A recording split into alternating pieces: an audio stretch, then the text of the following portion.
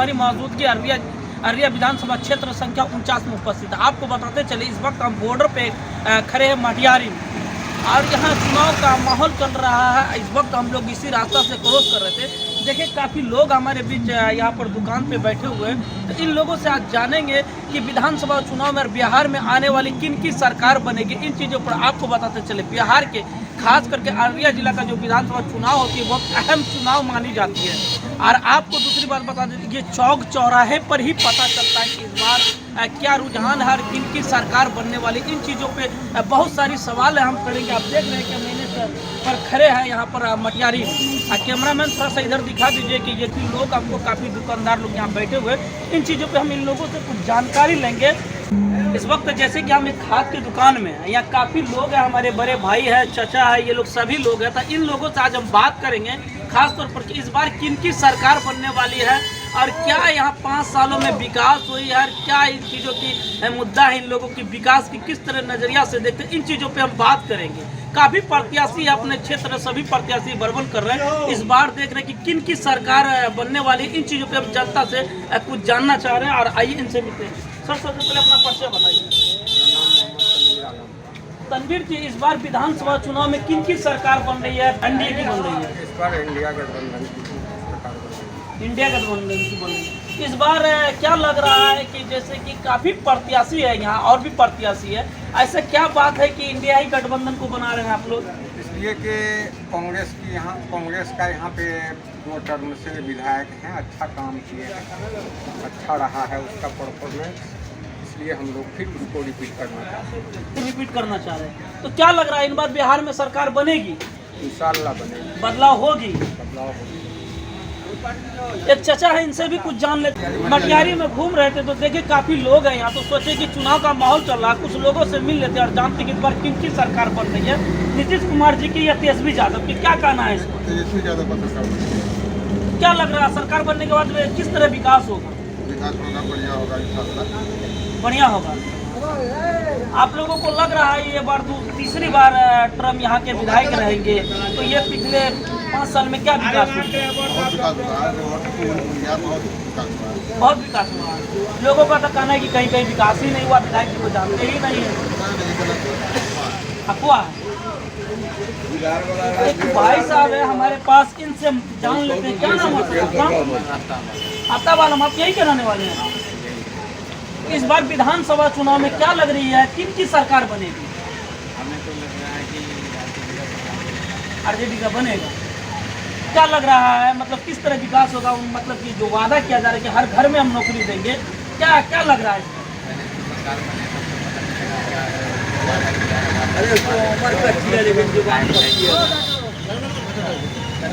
पहले आप लोग सरकार बनाएंगे,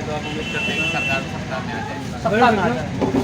इस वक्त हमारी मौजूदगी मटियारी चौक पर है, यहाँ काफी लोग हैं, उन लोगों से मिले। उन लोगों का कहना है कि हम लोग कांग्रेस का ही सरकार बनाएंगे।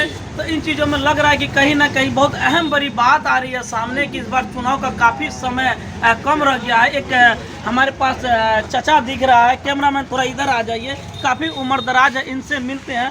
चचा क्या नाम हुआ आपका? निजामुद्दीन जी, आप यहीं के रहने वाले हैं? ये काफ़ी उम्रदराज है, हम इनसे 2 ही शब्द जानेंगे।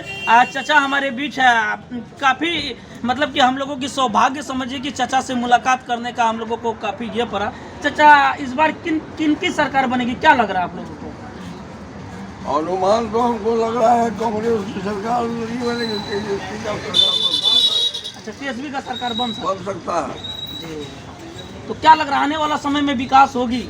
विकास होगा होगा होगा। एक चचा है, इनसे जान लेते हैं। क्या नाम हुआ चचा आपका? अवधेश झा जी, आप यहीं के रहने वाले हैं? इस बार क्या लग रहा है किन की सरकार बनेगी? महागठबंधन की सरकार बनेगी। महागठबंधन की सरकार बनेगी। बहुत अहम बड़ी सवाल है। काफी लोगों से हम एक दुकान पर मिले हैं और सभी का कहना है कि महागठबंधन की सरकार बनेगी। देखते हैं क्या नतीजा निकल के आ रहा है, इन चीजों पे बात करेंगे। लोगों का कहना है कि विकास हुआ है अररिया विधानसभा क्षेत्र संख्या 49 में। विकास भी हुआ है। विकास के नजरिया को देखते के कारण ये लोगों का फैसला है कि आने वाले समय में हम लोग कांग्रेस का ही सरकार बनाएंगे, तेजस्वी का ही सरकार बनाएंगे। एक भाई साहब उनसे मिल लेते, क्या नाम है आपका? निरंजन कुमार यादव जी हमारे बीच है। आप समझ सकते हैं कि यादव जी हमारे बीच है। इनसे मिलते हैं, दो सवाल इनसे भी करते हैं। क्या यादव जी, क्या लग रहा है इस बार किनकी सरकार बनेगी? महागठबंधन की सरकार बनेगी। तो क्या लगता है आने वाला समय में किस तरह विकास होगी? युवा नेता है, विकास तो करना ही है। आप लोग पार्टी को देख के वोट कर रहे हैं? जी नहीं, युवा पार्टी को कुछ नहीं है। युवा नेता एक बार उसको मौका दे रहे हैं। एक बार मौका दे रहे हैं। अच्छा, क्या आप लोगों के यहाँ किस तरह का विकास हुआ है? जो भी विकास हुआ है अच्छा विकास हुआ है। 2 बार टर्म से विधायक हैं अच्छा, अब्दुल रहमान साहब, और बढ़िया काम किए हैं, और इस बार भी उनको मौका हम लोग दे रहे हैं, मौका दे रहे हैं। अब देख रहे एक बात तो बिल्कुल साफ आ रही कि इस बार भी फिर तीसरी टर्म उसको मौका दे रही है। जनता का कहना है कि 2 बार हम लोग मौका दिए, अच्छा विकास किया, अब तीसरी बार फिर मौका देने के लिए जा रहे थे। ये अहम बड़ी सवाल है। एक चचा हमारे पास, उनसे जानते हैं। क्या नाम हो आपका? अब्दुल समद जी, क्या लग रहा है इस बार किनकी सरकार बनेगी? नीतीश कुमार की या तेजस्वी यादव की? तेजस्वी यादव की। एक चचा है हमारे पास, इनसे मिलते हैं और कुछ इनसे भी जान लेते हैं कि इस बार बिहार विधानसभा में किनकी सरकार बन रही है, क्या राजनीतिक है यहाँ के जनता की। इन चीज़ों पर बात करेंगे। सर, सबसे पहले अपना परिचय बताइए। समीम अख्तर जी, क्या लग रहा है इस बार विधानसभा चुनाव में बिहार की विधानसभा में किनकी सरकार बनने की जा रही है, किनकी बनेगी? महागठबंधन की सरकार बनेगी। आप लोगों को पूरा उम्मीद है महागठबंधन की सरकार बनेगी? बनने क्योंकि रोजगार और मुद्दा की बात करती है, नौकरी की बात करती है, विकास की बात करती है सरकार। इस वजह से तेजस्वी और कांग्रेस की सरकार एकदम महागठबंधन है। ये दोनों एकदम निश्चित बनाएगी सरकार। और यहाँ जो तीसरे टर्म से अभी इस बार चल रहा है अब्दुल रहमान का, ये जो तीसरा टर्म है, 2 टर्म में तो अच्छा खासा काम किया है, कोई दिक्कत नहीं है। जैसे तीसरी बार भी इनको हम लोग भेजेंगे। बिल्कुल, ये चचा का कहना है कि यहाँ के जो मौजूदा विधायक थे 2 टर्म अच्छा विकास किया है और तीसरी बार हम लोग चुन के फिर भेज रहे हैं। और जो सरकार बनने वाली है वो बात करते हैं नौकरी की, बेरोजगारी की, उन पे हक की बात करते हैं। ये लोग इतने की सोच रहे। तो दूसरी सवाल हम इनसे ये करेंगे, क्या आपको लग रहा है कि तेजस्वी जी जो वादा कर रहे कि घर घर एक आदमी को नौकरी होगा, तो क्या ऐसा लग रहा है कि घर घर नौकरी होगी? हाँ बिल्कुल, इसलिए कि 17 महीने में वो 5 लाख लड़कों को नौकरी दिया है और टीचरों को क्या कहते हैं वो परमानेंट भी किया है 3 लाख टीचरों को। इस वजह से उम्मीद है कि 17 महीने में जब वो 5 लाख नौकरी दे सकता है तो आने वाला दिन में भी फुल प्लेजर सरकार जब बनेगी तो एकदम घर घर नौकरी देगा। वो जरूर है कि परिवार फैमिली में एक आदमी को नौकरी देगा। अभी हाल फिलहाल में जीविका दीदी को नीतीश कुमार के द्वारा 10-10 हज़ार रुपया दिया गया है। लोगों का कहना है कि महिला का वोट उनको जाएगा। तो इन चीज़ों पे क्या कहना है, आपको कैसा लग रहा है? देखिए, वो वोट लेने के लिए रास्ता निकाला है, बाद में नहीं दे करके पहले ही दे देगा तो पूछ जाएगा आपको वोट मिलेगा। लेकिन वो चीज़ नहीं है। वो तो हो सकता है कि ऋण को 100 रुपये दिया है, ऋण भी वसूली कर सकता है उसको, जीविका दीदी के द्वारा दिया है। जीविका में जो लोग जुड़े हुए थे वही लोग को मिला है, इसलिए हो सकता है कि ऋण भी वसूली कर ले बाद में। वो उसको हम कैसे मानेंगे कि ये 10,000 रुपया दिया है उसको ऐसे ही खाने के लिए, पीने के लिए?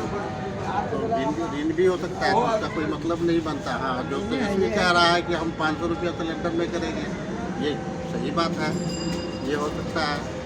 जैसे 2500 रुपया महीना बोला है, वो 25 रुपया महीना भी हो सकता है, वो हर महीना देगा। पूर्ण रूप से आप लोगों को विश्वास है कि जो जो वादा किया वो पूरा करेगा? एकदम पूरा करेगा। तो इसके बाद आप लोग अपना वोट किनको करने के लिए जा रहे हैं? इस बार तो हम लोग वही महागठबंधन को करने जा रहे हैं।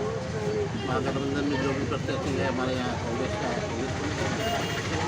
एक बात तो साफ तौर पर आ रही है, लेकिन कहीं ना कहीं ये जो 10,000 रुपया जो दिया गया जीविका दीदी के लिए, इन चीज़ों पे भी कहीं ना कहीं कुछ खुलासा हो रहा है कि आने वाला समय में सूद के साथ उस पैसे को वापस लिया जाएगा। ये बहुत अहम बड़ी सवाल है।